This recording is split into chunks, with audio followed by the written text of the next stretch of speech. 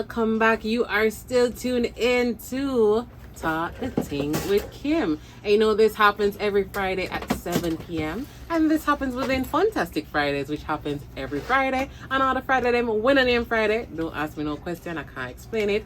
From 5 p.m. till 8 p.m. Alright? So we're having a discussion about getting money smart, making better financial decisions. So far we spoke about budgeting, we spoke about whether budgeting even makes sense. You know, we spoke about basically creating a financial plan and why we struggle with the money. So in the event that you're just joining and you miss some of the content, some of the conversation, don't worry, we got you. Every single Talk the Ting with Kim episode is recorded and it's shared on our YouTube channel. So just go onto YouTube, type in Funtastic Fridays. I promise you a whole lot of gems are there. We talk about money, relationship, business, entrepreneurship, a lot of things, guys. So feel free to check it out. We have the blueprint on life. Listen, love, wisdom, relationship, money, everything. Just life. Just Fantastic life overall. Fridays. Talk the Ting with Kim. Yeah. All right, so as we said, we're talking about getting money smart, and we have Jermaine McDonald from Learn, Grow, Invest. And I think that term, Kimmie, you know, you can read it. I like both, the term, you know. You can read it both ways, you know. Yeah. It's like you're getting money in a smart way. Yeah, so you learn. Right. Or you're getting money smart, which is how to use your money smart. Oh. But also I like the Learn, Grow, Invest. So them say if you start somewhere, learn first. Yeah. Then you grow with the wisdom that you collect. And you grow the money that you make. And you grow it, and then you invest. Oh, snap. That's what y'all did. Yes. I figured it out. Geez. You know, sometimes I surprise myself. Right? But yes, so Jeremy, I'd love now to get into a topic that you touched on, and it's something that a lot of us are afraid to even tell anybody so we have, because we're going to get judged. People are going to pray with your own money. Right? So that word debt, D-E-B-T, right? A lot of us are afraid of it. Maybe we want to make some big moves, but we're like, you know, we know our financial standing, and we know you can't make big moves with certain financial standing. Not right? only that, a lot of us are probably in it or going in it. So and some of us hiding from it as well. So we're trying to address it from all angles, because you do have some persons feeling like, okay, boy, I'm owe it 10 years now, you know, how am I gonna fix it? I'm just avoid it. Yeah. Probably we'd love to give advice to them that, okay, it's not too late. And then for those who are in it, or as I said, going into it, we want to talk about that big word, as small as it is, debt. Yeah, it's a complicated topic for sure. I've worked with hundreds of people over the last few years about it, and the pattern that I see, I'll say to start, is that most people reach out for help when the bailiff is about to call them. Yeah. And by then, you have to take, you know, when I say like bitter medicine. Yeah. At that point, it's too late. It's gonna take the longest. Yeah. Not that it's too late. Oh. Yeah. It's gonna take you the longest. Yeah, because there are more factors in place now. Yeah. Because usually, if you get to the point of a bailiff, it means it's bad debt status, which means that the institution would have been trying for months to reach you. It means that you'd have missed a couple of payments, and then now they feel like you're not going to pay. So they start like, looking to take stuff and all that stuff. I'm going to send that debt to a bailiff, because now the bailiff will have the resources and the commitment to try and recover that money. And how it works is that if you owe me $10,000 and a company calls a bailiff, they're like saying, well, he owes us 10. If we get 6, we'll work with it. Because at that point, and remember, most of that 10,000 is interest. Yeah. So really, if they get back 6 from you, they'll likely cover their principal. Or at least a break even. Pay the company who's collecting the money, and then they're okay. And then that now stays on your credit report, sometimes for years. Right? So I say that to say, don't wait until it's too late. Get help. With debt now, you have persons on different kind of levels to it. There's some who's like, I don't want to take debt. I don't take loans for anything XYZ. There are those who seem to be very comfortable with debt, where every goal that they have is a debt that's financing it. And then there are some persons who may not really know how to treat it. They may have some debt, or it's just kind of somewhere in the middle, right? But what I'd say is that strategies for managing and reducing debt. So we have this exercise that we tell persons to go through, which is like a net worth calculation. We call it a financial inventory. One of the parts of that is a net worth calculator where you write down all of your debts. And you write down like the interest rate, maturity date, monthly payments, and what that does is that it helps you to prioritize which debts to clear. Okay. Right. So if you combine that now with your budget, remember your budget is gonna show you how much you have available. Each month. Yeah.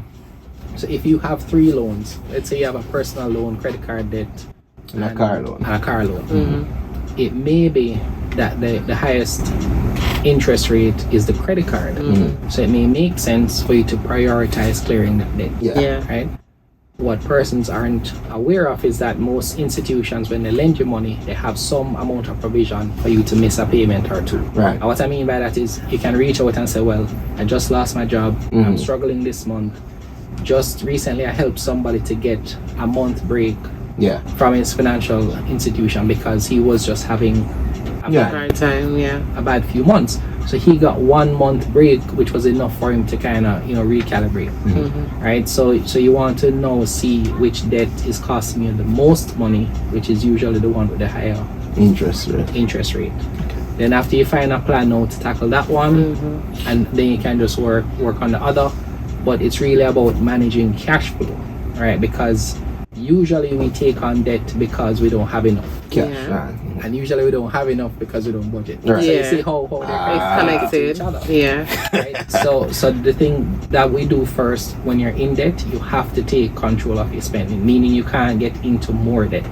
Like if you come to me, I've seen persons with up to 8 loans. Like come to this man and talk to the man before they reach them place, the man. Jeez. So the thing is, what that you usually tells me is that, and I get this, right? So you have 3 loans, it's back to school. You're like, the simplest way to pay for back to school is to take a payday loan. And then you pay that, but it's a 6-month loan. And then school is every 3 to 4 months in terms of a semester. So what that means is that by the next semester, you're going to need to take it again. And that's how it builds up. So what I tell persons to do, the best thing to do in that case, for example, is work out a payment plan with the school. That's interest free. So what we do, for example, we have our insurance with a company that allows us to pay it 3 months interest free.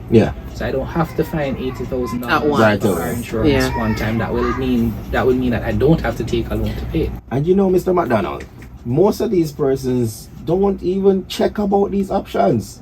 So if you know that you're having a problem with the institution, let's say to meet the tuition first off the bat, your first instinct isn't to just go to a loan agency. Exactly. Talk to the school, talk to the campus. Some of them have finance aid to get you through the first thing that they can say is no, and you're in the same position. But check, ask, find out. First. Some even said when they went in there, the persons, let's say for example in the admissions or whatever department, directed them to scholarships that they have access to. And here you are ready to run to a foundation that's going to charge you interest when you can get the money for quote unquote free. So here's the thing that also will happen. Most of us treat the credit card like an extension of our salary. So if I have a credit card for 50,000 or 100,000, I'm thinking in my head, that's extra money I have. Exactly. But it's not, isn't it? The minute you use that, it's a loan that you have to repay. So it's really, it doesn't matter how you get into debt. You just have to focus on the right practices to get out. Because I've been in debt. I maxed out a $40,000 credit card, and it took me about 9 months to repay it. I repaid $90,000 on a $40,000. Yeah, that's what it's gonna be. And that was simply because I wasn't managing my money well. So at the time I was earning $70,000 a month, so I could have cleared it. Cool, but I didn't understand that the best way to treat the card is to pay it in full, use it to build up like the cashback. And the cashback now is extra money that you can spend when the time comes. But those things sometimes you just have to learn. Right? So sometimes you have to learn the hard way, but sometimes you can avoid the hard way, people avoid it. But now that you mentioned the credit card, right? And I think most people, as you said, see it as an extension of the salary. So I would love if you could highlight both sides of the coin, the pros and cons of a credit card. Because most people, banks not really telling you the detail. They just come and say, come man, You're pre-approved and and everybody feels special. Oh my God, you thought about me? You know, so let us understand a bit more really what a credit card means, when should it be used, what are the pros and cons. So the absolute best way to use a credit card is one that matches your disposable income. What that means is that if you get paid 100,000 before tax, net is 70, you get the credit card for 70. Right. What that means is that you can ensure that you're paying it off in full each month. Okay. So the pros now for us is we use cards that give us cash back. Right. And we put all of our expenses through it. Yeah. So the utilities, the light bill, the food purchases, the supermarket, etc. When you run all of that through the card, you now accumulate cash back. So every quarter you can get cash back. Right? So okay. So and then you basically, so for example, you're paying for the things, let's say 30,000. You would have use cash but not get cash back. Yeah. No, you get probably even Exactly. if it's at $2,000. But the important part is when you get paid, you pay it back. Exactly. So, and that's why it should fit your disposable income. Yeah, so you can pay because you won't be tempted to spend more than you're earning. Exactly. Right? You're limited, people. Know your limits. So the next thing that you want to do is most persons will have credit card that is larger than their disposable income because the bank will increase it once you're paying it. Yeah. The bank is like, listen, man, let's step you up. We had to call our bank 3 times to get them to reduce our limit. Our limit almost got to $1 million. We're not earning any. Bring the limit down. Exactly. So we brought it down, and since we brought it down, we're fine. Yeah. Right? Because what would happen, and some persons will get like a limit increase. They're like, I'll just spend what I normally spend, and then you pinch a little because you're like, well, I have a little room, extra money. And you find out that you can't pay it off in full.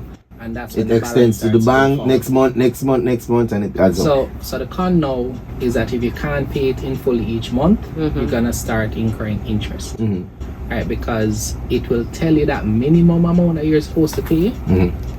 It is called a minimum amount for a reason. Yeah. But if you pay the minimum amount, you're gonna pay interest. You still have interest to pay either way. Okay. So you want to pay it in full, and the thing with the credit card is that you don't know the future, meaning you may use it for a quote-unquote emergency, right? And then now when the time comes, especially if that thing was not in your budget, then you may not be able to cover that. So the cons really come in if it is that you're not managing your money well. Yeah. Right? But the pros are there, cons are there, but it really depends on the person. Yeah, management but you want to manage that limit really well. I like that. I ain't seen nobody ever broke that part down. Listen, man, listen, man, this year, people, as I tell you, we're gonna be managing our money. We're gonna be sticking to our resolutions, putting the plans together and making them work. This year, we're gonna be a whole different level of person. We're not trying to be a new person. We're just going up another level. We're just improving. Yeah. And Funtastic will 1% better. Yeah. And Funtastic will be integral in helping you guys. Because we learning too, just like how we are trying to help all right. We'll learn as well, right? So now I want to touch on something I've been hearing about, emergency fund, right? And I think we need to outline, one of the things we need to outline is what's an emergency, because all of we have different emergencies. So boy, I really feel for the corned beef and rice tonight. Emergency got on a KFC. But is the emergency fund for an emergency? Well, so that's why we want to go down. So what is an emergency? What's it for? And then really why, because I hear also people talking about it. Let's understand more about an emergency fund and how you usually guide your clients with that.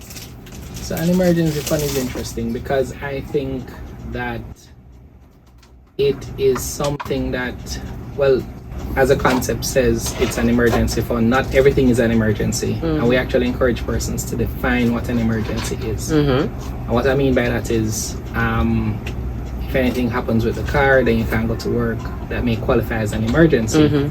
If you're not well and you have to get like surgery, that qualifies as an emergency.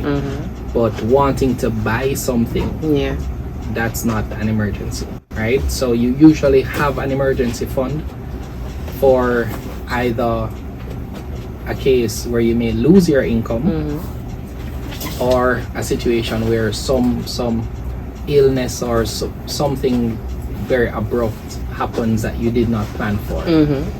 It varies in terms of what people recommend that you have. What I say is that it depends again on your reality. Because somebody with 2 kids, their emergency fund is different from somebody who's single. Yeah. Right? So I would say you want to have at least 3 to 6 months living expenses. But what I also say to persons that you don't need to get it all done overnight. Meaning if the 6 months living expenses is half a million, like 500,000, you can save $20,000 every month until you get there. It doesn't mean that the world stops until you get to that amount of money, because again, you have to kind of manage it in the right way. And at the same time, if you just have cash down, you're losing value in terms of inflation. So I actually recommend his persons to invest their emergency fund and just combine it with a credit card that's managed well. So if you have a real emergency, use a credit card. That's it. It's an emergency. You can use it for 30 days to pay. And then now you have investments that are gaining interest and stuff. Exactly. And that money can grow instead of just being in the bank, not earning anything. Okay. So that's how I kind of combine the two. So I don't just say put down money. Put money in your jar, put it on the bed, put in an investment. And then just supplement with a well-managed credit card. I feel a little better now, because I have mine in a little, as I tell them, say, every month I see, what about 5 cents US go on it, but at least it's going somewhere than just sitting down. At least it can fight back with a little bit of the inflation. One question. Yeah. MV, we have Isn't an emergency fund supposed to be accessible? If you invest it, it wouldn't be liquid. So alright, so let me just repeat that question for the audience, because they might not have heard DJ MV, the traveling resident DJ, sent in his question from across the globe. So he's saying that isn't an emergency fund for something you can access. If you're investing that fund, you might not be able to access it easily. So but that's why I said the two, along with well the managed credit card. Because if you have that credit card, anything immediate, right? If you have an emergency at 10 p.m. on a Saturday night, right, you can use that credit card, and that's why it needs to be managed well. Because if a credit card is maxed out, then you can't use it, right? And then now, if it is that you need to pull on that investment come Monday morning, you can. But usually emergencies can be something that we can afford if we just have a little bit of time. And also because if you, for example, say you're managing your money well, you probably are saving up for buy a little new phone or whatever. Exactly. You can just shift that new phone, pause that, use that to cover the emergency that you had the other day. Exactly. And you don't have to worry about the real emergency fund that's in the background. So it's one more question. What type of investments do you recommend? Because if you invest it in something that you can't liquidate, then it won't work. Yeah, man. So usually you use things that are considered cash equivalents. So I'm mindful what I say because I'm not a financial advisor. But I can tell you what I do personally. Right. Give me your suggestions. I actually have I have savings in US dollars, and then I have funds in dividend stocks. Okay. Right, so the market is such that you can sell whatever you have and get the funds in 2 days. So if I use my credit card and then Monday morning I sell those shares, I have the money by Wednesday. Okay. Now persons may say that the prices of stocks fluctuate, so that's not safe to have as your emergency fund. To me, I'm looking at it over time. Right, because again, a lot of us have emergency funds saved and there's no emergency. So if I have that fund in the stock market 2, 3, 4 years, it's still going to be more than the original amount. So even if the stock is down for the year, over the last 3 to 4 years, it's maybe up 100% from where I started. So even if I have to sell that, then it's still going to be more than it would have been sitting in the bank. And then it's something that you can manage differently. So if you're watching the flow over the 2-3 years, you'll know whether or not to move it to something else in the meantime. So there's a bit of flexibility there. And you're getting a dividend each year, so you should be. You still have a little savings out of it as well. So there's a bit of flexibility. MV, listen to me, you have to sign up in MV. You should get them. It's a valid question. Yeah, but MV, he marks the international questions. No, and I like that. But no, for learn, grow, invest, right? Because I'm sure several of our listeners are probably interested now and probably have other questions that they didn't get to share. Firstly, what is your process like when you get a new prospective client? What do we do? We sign up or we members? We sign up and then what we do? Do we consult with you first? Yeah. What exactly happens? I'm asking for a friend. Yeah. So the very first thing, we have an investment challenge right now that's free on our YouTube channel. It's 5 days to get you started with investing. Right? We have over 300 videos on YouTube. We do videos weekly. Yeah. All to help you to get started, because we believe that everybody should have a basic level. So everybody have access to that. Exactly. People, listen to me. Fantastic Friday have a catalog of information for you, courtesy of our friends. And we can get you connected to the people with the experts. All right. So if it is now that you want additional help, the very first thing we start with is a one-on-one consultation. Yeah. That's 45 minutes. Can I say the amount? Sure, yeah. Man, of course. $15,000. And what that will do is help us to understand where you are. Okay. So from there, it could be that we say, okay, we recommend 2 or 3 more sessions, or we recommend you to a financial institution for some sort of help. Yeah. It's really that starting point that we see where you are. But the financial inventory that I mentioned before, that's the first thing that we're gonna look through. It takes about 30 minutes. And you'll know where you are. All right, here's my question now, because I have a couple friends, I'm not going to call their names, right? Speaking on their behalf. For example, so if I'm going to go ahead and take that call, but suppose I am basically almost in debt, I can't find the 15,000. Do we have like a payment plan? Do we have a process? How that work? Well, so what I've done is for persons, so let's say that you meet with me. And it is that I say that you need an additional session to get certain things sorted out. I may give you that session at no cost. Okay. But the thing is, if you think about it, if you don't spend that $15,000, it may cost you more. Yeah, I get that point, but just saying, if we don't have it, what plans can we make? So you even okay. So we don't have a payment plan per se. Okay. But if it is that you reach out and you need at least some basic guidance and you say you can't afford it, we're just gonna help you. Okay. And then the videos are there. So guys, check out the introductory videos. That should give you some little advice as to where to start, what you need to work on, little practices to get out the way. And when you're ready for the big, package, you can just reach out to our friends that live, learn, grow, invest. All right, well, Mr. McDonald, before we wrap up, I just want to go with the final question, because we're coming to a close at 8 p.m. What are 3 things that you can recommend that we start with? So for the most basic person out there, what's 3 things that we can implement right away for better money management? And the first thing is that you want to track every single thing that you spend. Ouch. So the simplest way to do that is to use cards. What you mentioned, cash earlier, that's fine. If you plan it out, you can use the cash. Everything that you spend. Right? That's the first thing.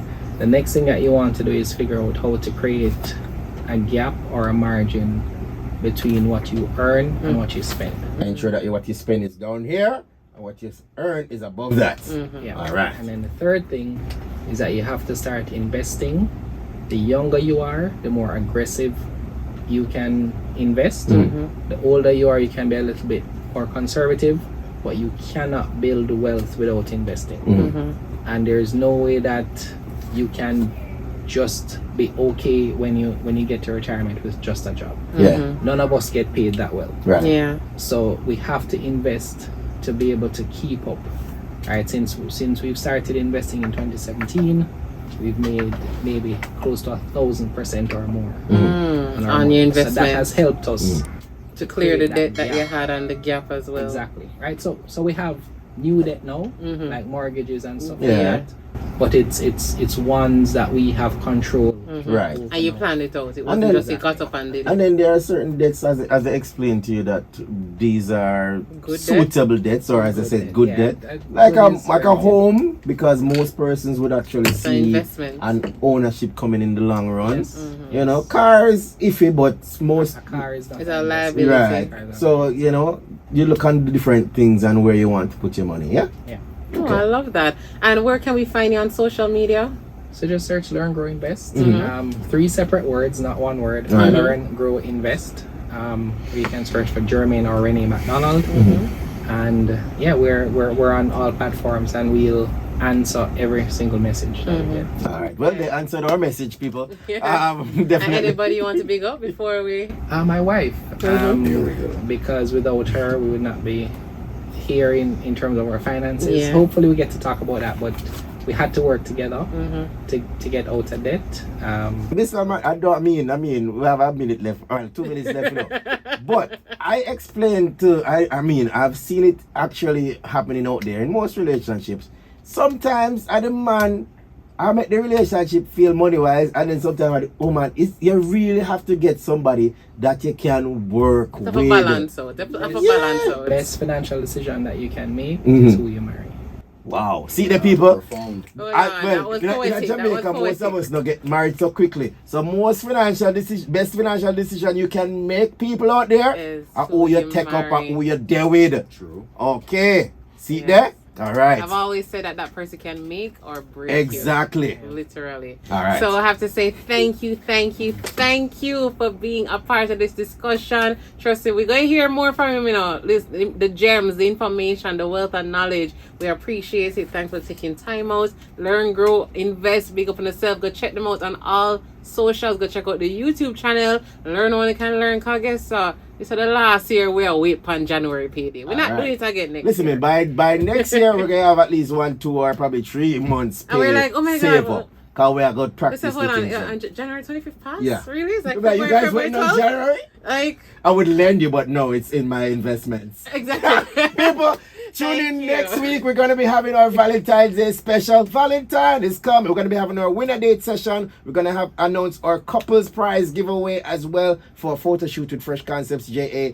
You don't want to miss it. Fantastic Fridays. This on every Friday, 5 p.m. to 8 p.m. Big up to all our guests that came through. Big up to the team from Snow on the Island, all the artists that are going to be on that show tomorrow. Those of you who still want to get tickets, just drop us a message on the WhatsApp line 876-792-3530. Big up to the team at UTech Hall B Blazers, UE Carnival team, as well as the UE Guild exec. And Learn, Grow, Invest.